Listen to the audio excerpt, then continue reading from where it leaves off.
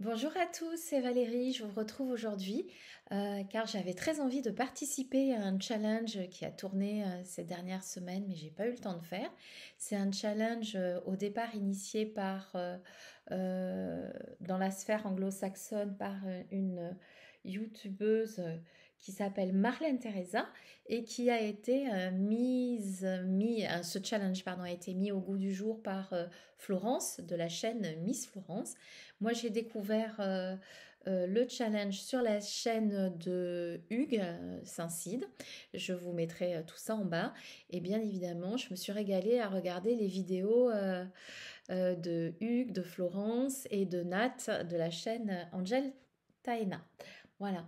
Alors, j'avais envie de participer et ce challenge consiste quand même à aller fouiller dans sa cartothèque pour comparer dans les extrêmes, dans les opposés, nos tarots.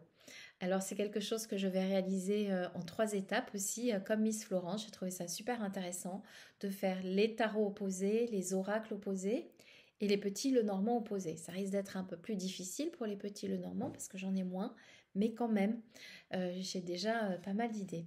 Donc aujourd'hui, ce que je vous propose, c'est de vous présenter euh, le challenge dans sa version anglo-saxonne parce que les questions me parlaient bien. Miss Florence les a un petit peu modifiées parce que ça lui parlait plus et c'est très bien comme ça aussi. Je vais vous répondre à 7 questions.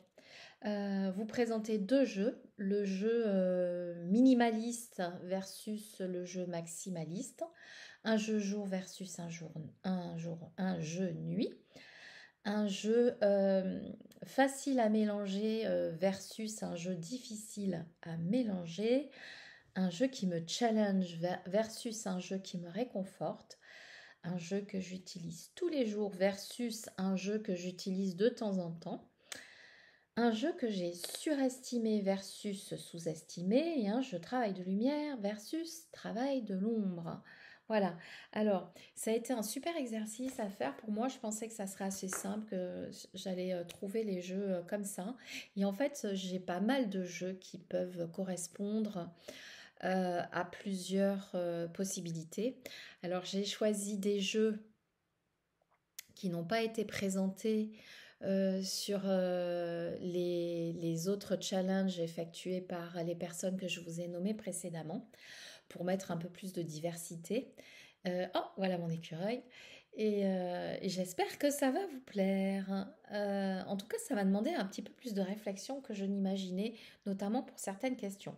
En tout cas, pour la première, ça a été assez simple. La première question, c'est un jeu minimaliste. Et en fait, regardant ma cartothèque, ma tarothèque, je me suis rendu compte que j'avais très peu de jeux minimalistes. Ça doit être que j'ai un goût prononcé pour les jeux chargés ou les jeux avec beaucoup de symboles. Le jeu minimaliste que je vous présente, c'est le Everyday Tarot. Que j'ai acheté justement en version pocket. Alors, je ne sais pas s'il existe en grande version. Je l'ai acheté en version pocket pour mettre dans mon sac à main. Et il est extrêmement minimaliste dans les couleurs, hein, puisqu'il est en bicouleur. Et vous avez du doré, du violet. J'aime beaucoup le violet, donc ça gâche rien. Et vous avez un deck. Il est en français, hein, celui-ci. Je crois qu'il est. Je vérifie parce que je crois qu'il existe en anglais. Oui, c'est ça. Il est en français. Donc, vous avez un petit guidebook qui fait le job. Il y a tout ce qu'il faut dessus. Et effectivement, l'objectif, c'était le mettre dans mon sac à main. Mais j'ai vraiment un sac à main trop petit en ce moment. Je peux même pas mettre un jeu de cette taille. Je vous présente par rapport à un tarot standard. Hop, voyez, il est tout petit. Petit par la taille, minimaliste par les couleurs et par le graphisme qui est extrêmement simple. Voilà, je vous présente quelques cartes. Il a une tranche dorée.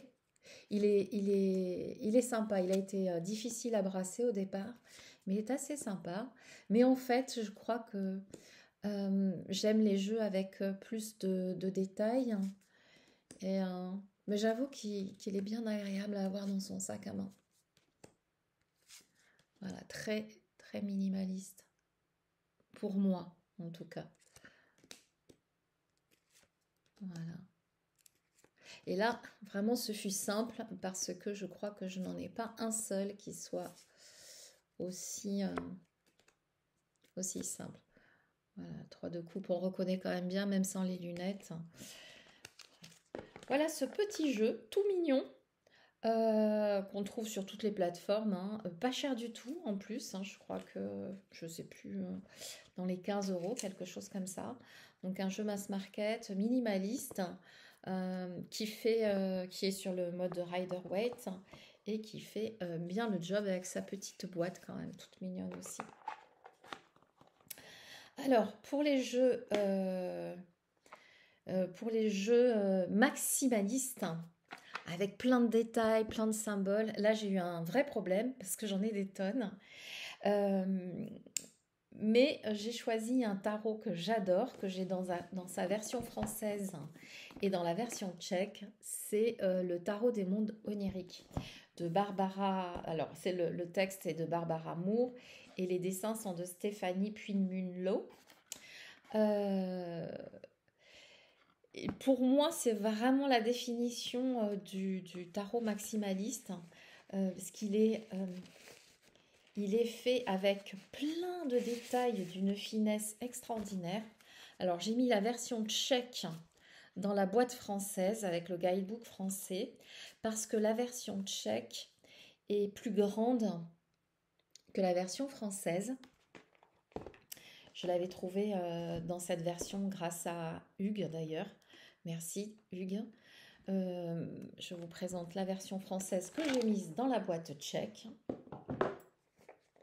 Hop. Vous voyez, il y a quand même une différence. Alors, dans la version tchèque, elle est très facile à trouver. Hein. On trouve le contour des cartes dorées et dans la version française argentée.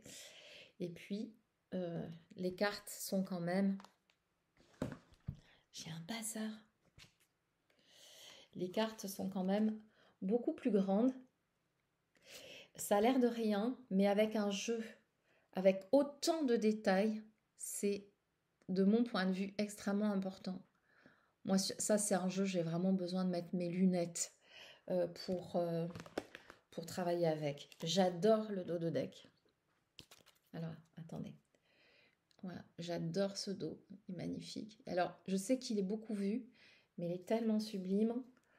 Moi, c'est mon jeu maximaliste. Il y a plein de détails, plein de finesse. Il est très chargé en même temps. Alors, hop, il est mélangé, bien évidemment. Regardez tous ces détails. Sur chacune des cartes, c'est un tableau, c'est une peinture avec une multitude de détails. Regardez tout ce qu'il porte sur son aile. C'est le magicien, je pense. Ou oui. Je ne parle pas le tchèque, mais là on reconnaît quand même bien. On retrouve le dos de deck sur le diable. C'est un jeu somptueux. Et je pense que s'il existait avec des cartes encore plus grandes, je l'achèterais aussi. Je pense que je passe à côté de certaines choses. Je ne dois pas être la seule. Parce que la finesse des détails fait que on a besoin d'aller plonger dans l'illustration. Je ne sais pas si vous voyez tout ce qu'il y a ici sur le pendu. Toute la finesse des détails. Voilà pour moi mon jeu maximaliste que j'ai beaucoup plus de plaisir à... Voilà, c'est la version tchèque. Que j'ai beaucoup plus de plaisir à utiliser depuis que j'ai des grandes cartes. Parce que là vraiment les petites cartes de la version française, ça m'avait pas plu. Alors ce qui est étonnant, c'est que en français, vous avez des petites cartes avec une grande boîte et en tchèque, vous avez des grandes cartes avec une petite boîte. Je crois que j'aurais préféré l'inverse. Allez, je range ceci sur le côté. J'ai mis plein de bazar. Voilà. Et voilà. Ensuite, deuxième question. Un jeu jour versus un jeu nuit. Oh, où est-ce que je les ai mis? Ah, et voilà. Alors là, j'ai fait très simple. Je suis partie euh, sur les couleurs. J'utilise pas forcément ou spécialement des jeux le jour ou des jeux la nuit, mais en me prêtant au jeu, justement, c'est le cas de le dire, je me suis dit qu'un jeu qui faisait très jeu jour, pour moi, c'est le tarot de Nefertari, qui est très gold, qui est très... il y a du transfert doré partout sur les cartes. Il aurait pu faire un peu nuit aussi. Ah, j'ai mon micro qui s'est débranché. Voilà, j'espère que vous m'entendez bien. Alors, je vais couper 2 secondes. Ah non, ça y est, ça marche. Voilà, donc c'est une Tugbox. Tugbox, c'est aux éditions Lo Scarabeo. Ce sont des jeux qui sont dans les 25 € à peu près. Il a déjà été présenté, celui-ci, sa version française. Donc, je trouve qu'il fait très jeu jour. Parce qu'en plus, c'est pas un jeu, même si on est dans le panthéon égyptien, il fait pas très peur. Voilà. Même la mort, elle me fait pas flipper. Voilà. Je sais pas si vous voyez, mais vraiment, il y a sur toutes les cartes, c'est de l'or, c'est du gold soleil. Alors, les tranches sont neutres et le dos de deck représente l'Ujat, l'œil d'Horus. Voilà.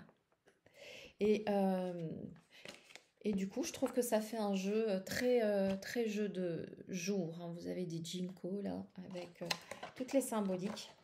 Alors, moi j'adore le panthéon égyptien et j'ai vu sur la vidéo de Nat un tarot égyptien qui est disponible chez MPC Playing Cards et que je vais vraiment m'offrir parce qu'il a l'air vraiment de toute beauté et beaucoup plus challenger que celui-ci, même si celui-ci je le trouve très beau.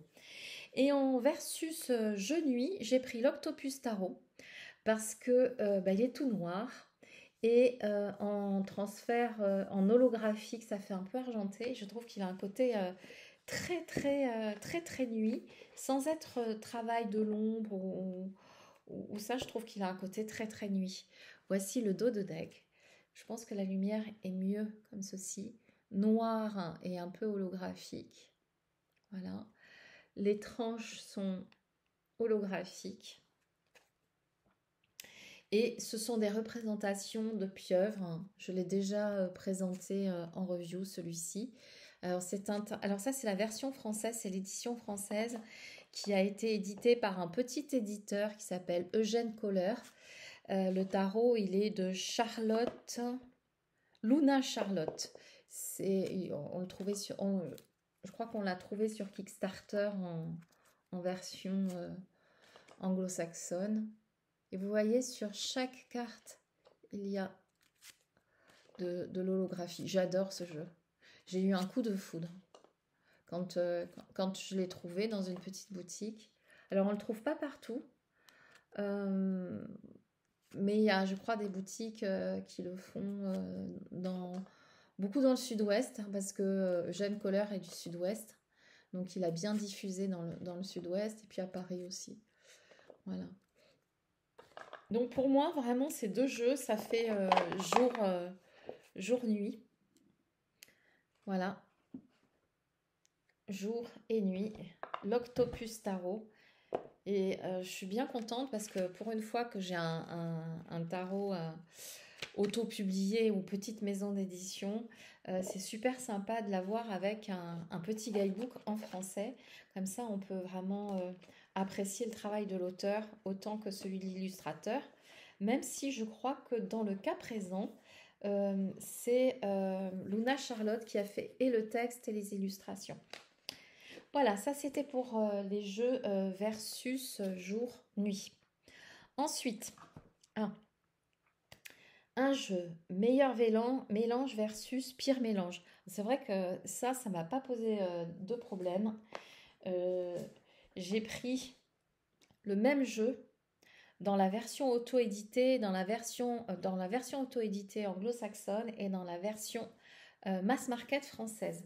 Alors le jeu pour moi le plus facile à mélanger, en général je dirais que c'est les jeux d'Arcana Sacra, je sais pas, pourtant je préfère certaines textures dans les cartes, mais alors celle-ci c'est vraiment un bonheur à mélanger. Donc j'ai pris le Starchild édition française, qui est très connu, hein, donc dans ces grandes boîtes, hop, avec le guidebook et c'est l'édition akashique. Bien évidemment, ça n'étonnera personne que j'ai ce tarot. Il y a d'ailleurs dans celui-ci un tirage akashique, voilà, qui est extrêmement intéressant.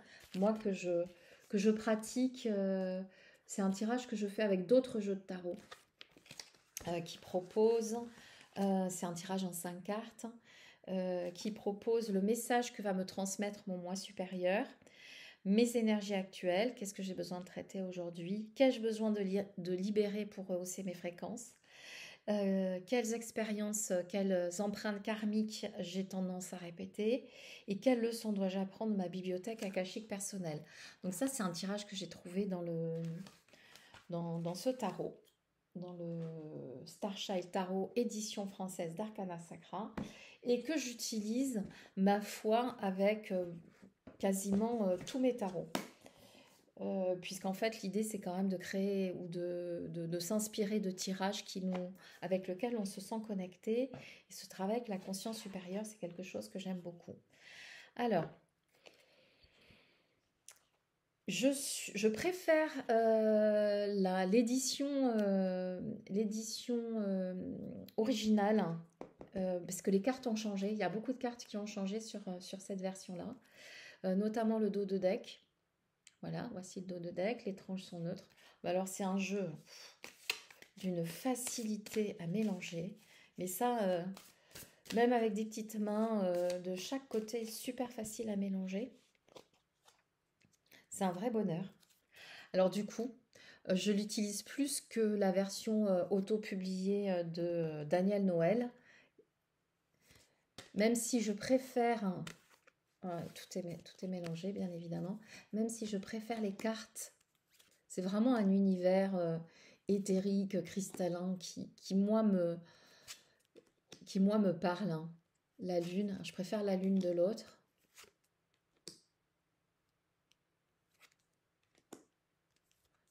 Voilà. Et du coup, cette facilité de mélange fait que je l'utilise vraiment énormément. C'est un bonheur à utiliser. Alors, non, c'est pas celui-ci. Je prends quand même le temps de ranger un tout petit peu. Alors, celui pour moi qui a le plus... qui a une très belle qualité de carte. Franchement, le travail est somptueux. J'adore ce jeu. C'est le même.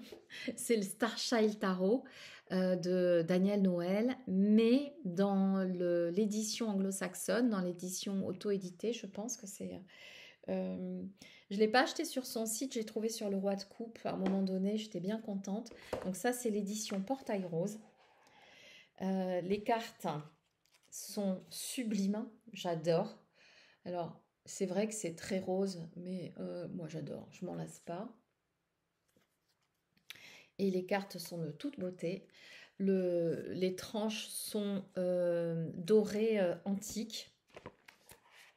Voilà, par rapport au jeu édité par Arcana Sacra, les cartes sont un tout petit peu plus grandes. Voilà, ça c'est les cartes d'Arcana et celle-ci c'est l'édition originale. La texture, c'est une merveille, c'est cette texture peau de pêche extraordinaire. Le seul souci, c'est qu'elles sont plus difficiles à mélanger et elles sont vraiment grandes. Alors, elles sont mélangeables, mais du coup, je l'utilise quand même moins, alors que je l'aime davantage que l'édition française. Alors la force, c'est la même, tiens, c'est marrant. Mais il y a des cartes qui sont différentes.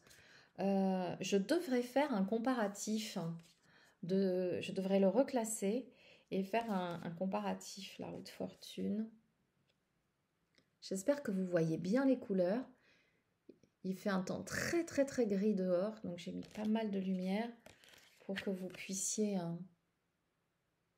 voir les couleurs. Donc le toucher, oui c'est vrai, je vais le ressortir parce que ce toucher c'est vraiment magnifique. Il est un peu dans le même toucher que le Moonchild Tarot. Alors je ne l'ai pas sorti le Moonchild Tarot parce que je pense qu'il est aussi difficile à mélanger parce que Nat l'a sorti et que je voulais changer et que je trouvais ça plutôt opportun de sortir ces deux jeux-là qui sont les mêmes jeux. Il y en a un qui est super facile à mélanger et l'autre qui est beaucoup plus difficile. Voilà. The Starchild Tarot chez Arcana Sacra et The Starchild Tarot version auto-publiée. Voilà pour ces deux-là. Ensuite, un jeu challenge versus un jeu réconfort. Alors, ça a été assez simple finalement, parce que ce tarot, je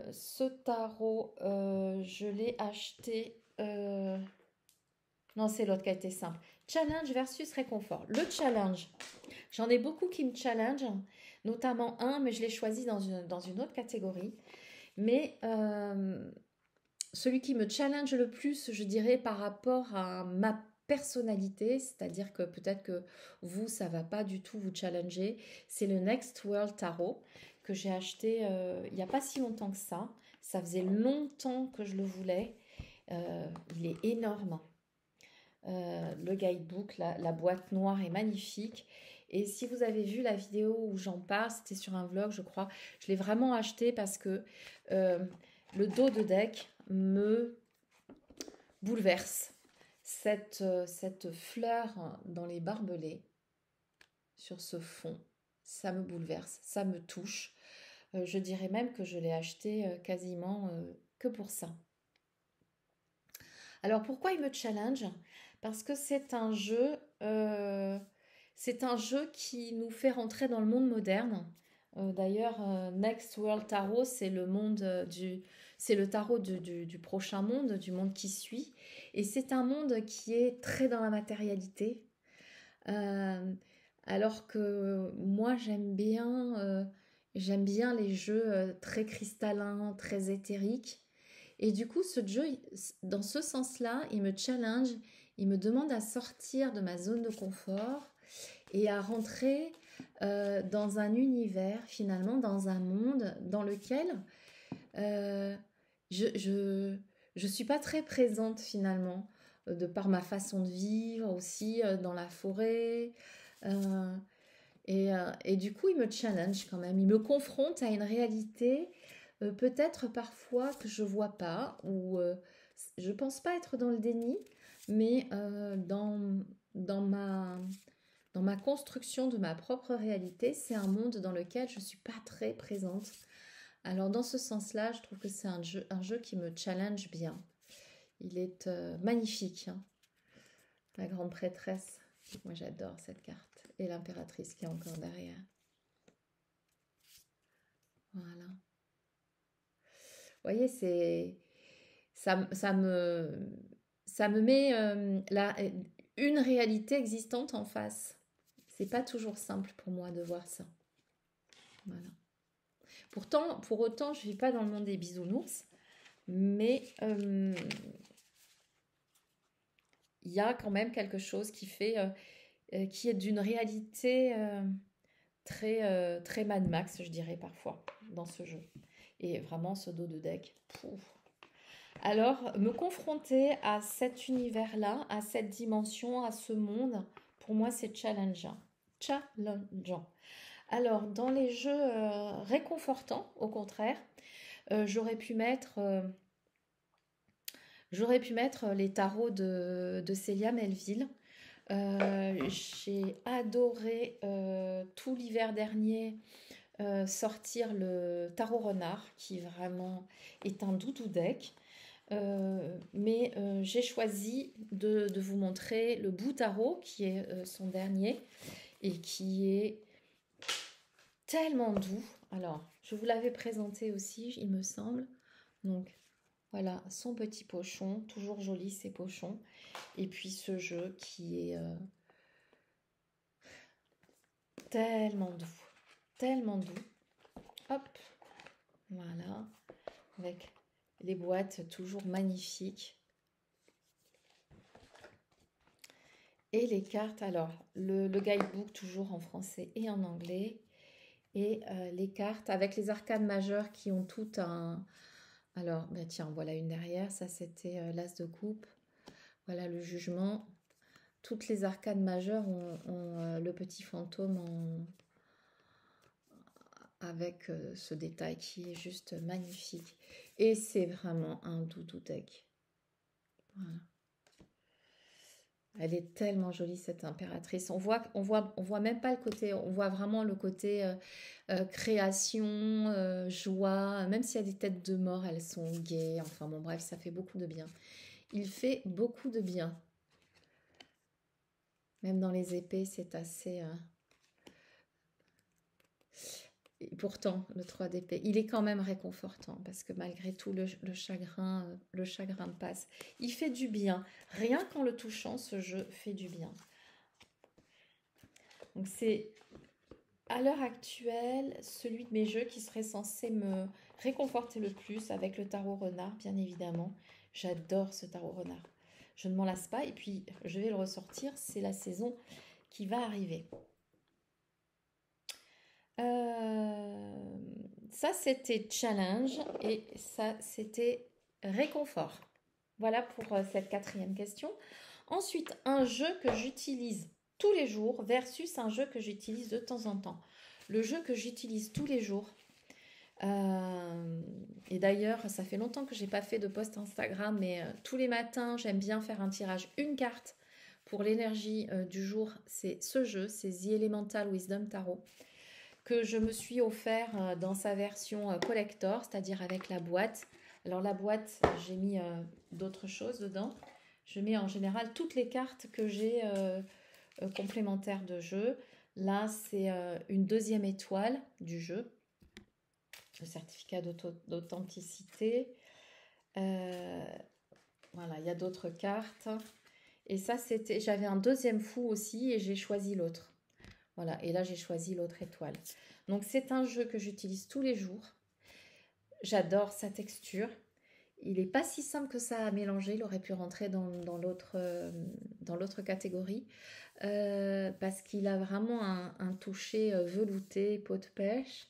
Mais là, je crois, je l'ai tellement utilisé que il devient beaucoup plus simple.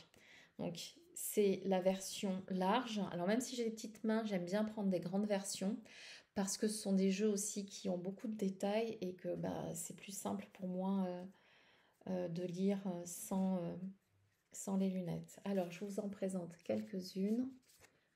Hop. J'adore ce jeu. Ok, ça a coupé, on ne sait pas pourquoi, je reprends tout de suite. Regardez-moi ça. La tempérance. Vous avez un peu de tout, vous avez des bâtons, vous avez des coupes, des deniers.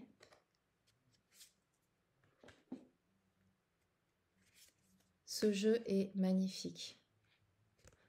Magnifique. Enfin, pour moi, hein, c'est toujours un avis très personnel, bien évidemment. J'adore la série des coupes. Un côté très, très sirène, très enchanteur. Donc, sur chaque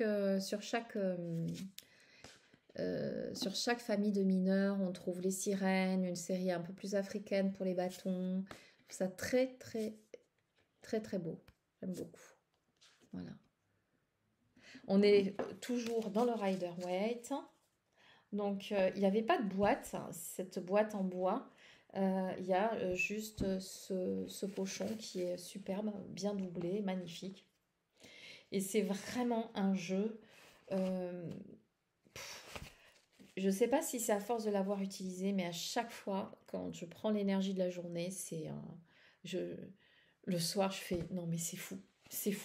Même si j'oublie ce que j'ai tiré dans le courant de la journée, le soir, j'ai ma journée qui a été résumée en une carte.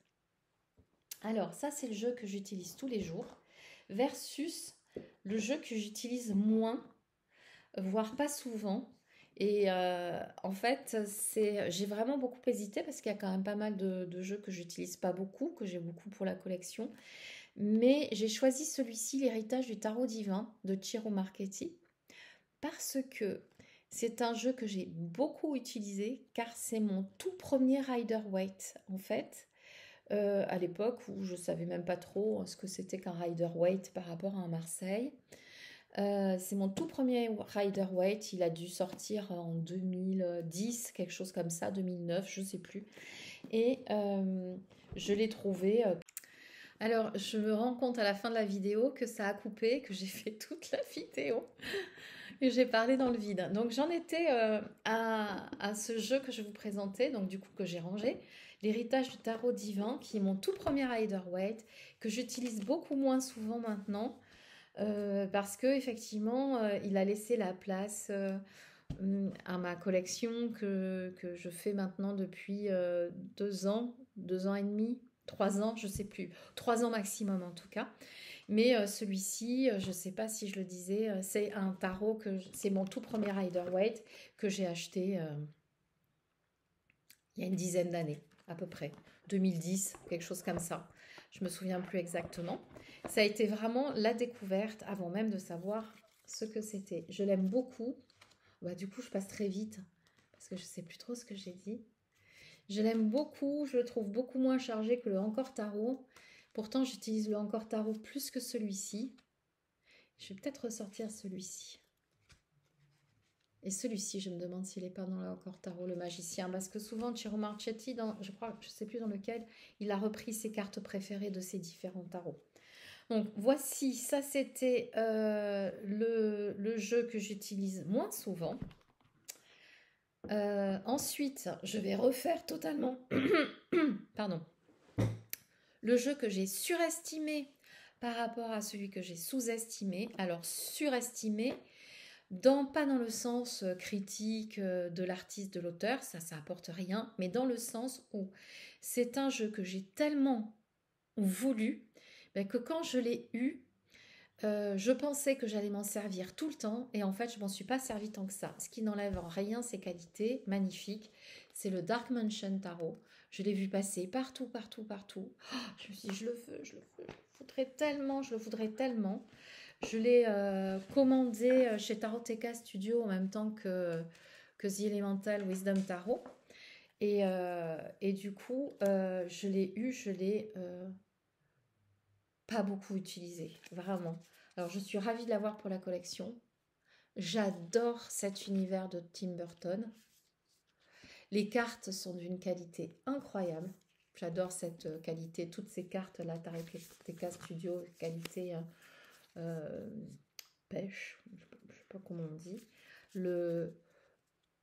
Les tranches sont mates, cuivrées. Le dos de deck sublime, enfin bon bref, j'ai choisi cette édition parce que c'était celle qui me plaisait le plus.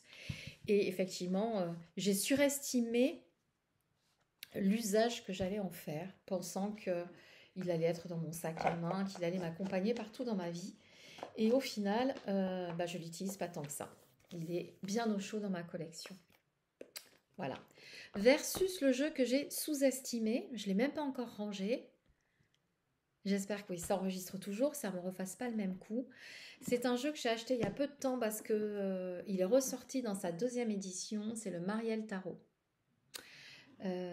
Donc il est disponible sur les plateformes aussi, dans cette grande boîte avec ce magnifique guidebook que je vais mettre à l'endroit. Voilà. Tout en couleur. Mais en anglais. Donc, j'ai pas passé beaucoup de temps sur le guidebook, plutôt sur les cartes. Voici le dos de deck avec l'Ouroboros. Je suis fan. les tranches argentées. Et puis alors, franchement, un graphisme, un art, des peintures magnifiques. On sent qu'il est très, très, très inspiré. Donc, je vous remontre quelques cartes. Alors, pourquoi je dis que je l'ai sous-estimé? Parce que je pense que quand j'ai découvert ce tarot, j'étais pas prête encore. Oh, j'adore celle-ci. J'étais pas prête à sortir de ma zone de confort par rapport à tout ce que j'expérimente dans le tarot ben, depuis que je suis sortie du tarot de Marseille. Et il m'emmène loin, loin à l'intérieur. La force, le chariot. Il m'emmène très très loin. Je trouve le graphisme magnifique. Et j'étais peut-être pas prête. Ouais, je pense que je manquais de maturité quand j'ai découvert ce tarot et que je me suis dit non, c'est pas un tarot pour moi. Et, euh, et maintenant, j'ai, je pense, un petit peu plus de maturité, de connaissance, de perspective pour l'appréhender différemment. Et j'aurais pu aussi le mettre dans le shadow work parce qu'il est incroyable aussi pour ça. Mais j'ai choisi de le mettre dans les sous-estimés parce il me touche en plein cœur au bon moment, au moment où je suis capable d'appréhender la richesse qu'il y a dedans. Alors, ce qui m'a fait craquer en fait, c'est que j'avais vu une review de Nat qui montrait qu'elle avait, la première édition, elle a découpé, il devait y avoir des bordures, elle a découpé les bordures et du coup elle utilise beaucoup, alors j'adore celle-ci, elle l'utilise beaucoup en oracle, mais ici c'est pas la peine parce que il n'y a pas de bordure et ce Lovers, il est juste incroyable.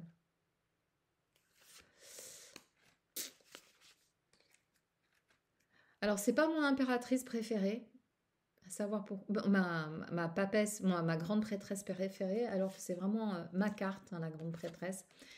Mais il y a tellement de cartes, notamment l'empereur. L'empereur, je sais pas s'il est par là. L'empereur, il est sublime aussi. Mm. Bon, bref, ce jeu est incroyable. Les amoureux, je vous l'ai montré, j'adore ces amoureux. Ça fait partie de mes amoureux préférés. Euh, Ah, mais j'aurais pas réussi à vous montrer l'empereur. C'est pas très grave. C'est un jeu superbe. Je ne regrette vraiment pas. Je pense, c'est un de mes plus beaux achats de l'année. Voilà pour le jeu sous-estimé. Et on va finir rapidement aussi avec le jeu pour un travail de lumière et le jeu pour un travail de l'ombre. Alors pour le travail de lumière, j'ai choisi le tarot Lunasol et pour le travail de l'ombre, j'ai choisi le tarot de Nicoletta Ciccoli. Alors le Lunasol, je me le suis procuré. Je cherchais à me procurer le Rider-Waite pastel. Il y a un Rider-Waite pastel qui existe, qui me plaît beaucoup et que je n'arrive pas à trouver. Donc s'il y a quelqu'un qui sait où je peux l'avoir. Et je me suis rabattue sur le Lunasol. Voilà. Donc taille standard, qui est effectivement très, très dans les pastels, très doux, très pour le travail de lumière. Regardez, même la mort arbore fièrement une fleur. Tout est positif, tout est là pour révéler nos parties lumineuses, même dans ce qui pourrait être euh, fracassant. Ça devient assez gai, finalement, assez lumineux, assez joyeux, assez cristallin. Donc c'est ce tarot que je vais utiliser pour le travail de lumière. Et je vous disais pour le travail de l'ombre, le Nicoletta Ciccoli, c'est la version anglaise. Je n'utilise pas les guidebooks et j'ai vraiment acheté ce jeu spécifiquement pour ce shadow work parce que c'est ces représentations de petites filles. C'est pas qu'elles me font peur, je sais pas, elles font miroir avec une partie de moi-même et qui est qui a besoin de transmuter plein de choses, hein. Et elles me font, elles angoissent un peu. Alors moi qui suis une personne atteinte d'un syndrome anxieux depuis que je suis jeune fille, ça participe à la libération de certaines choses. Alors je ne me sers pas du guidebook parce que vraiment c'est pour réaliser un travail sur mes parts d'ombre et comment les sortir et comment les transmuter et qu'est-ce que j'ai besoin de savoir pour exorciser, comment je peux conscientiser ce qui me pose problème aujourd'hui, etc. Et pour moi, ce jeu est parfait. Je voulais la carte avec la carotte, je sais plus, qui me... Il y a un côté, il y a un côté non innocent dans ce jeu de cartes.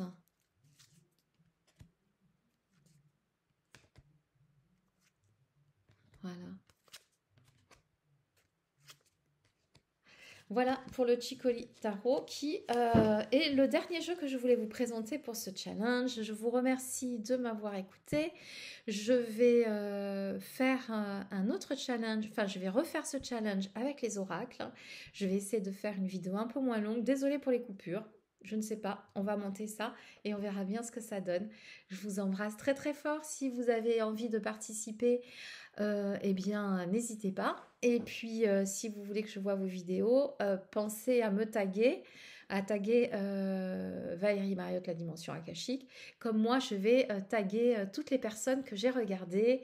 Merci à Miss Florence, à Hugues de la chaîne Saint-Cide, à Angèle Taena et à toutes les autres personnes qui participent et que je n'ai pas encore vues. Je vous embrasse, à tout bientôt.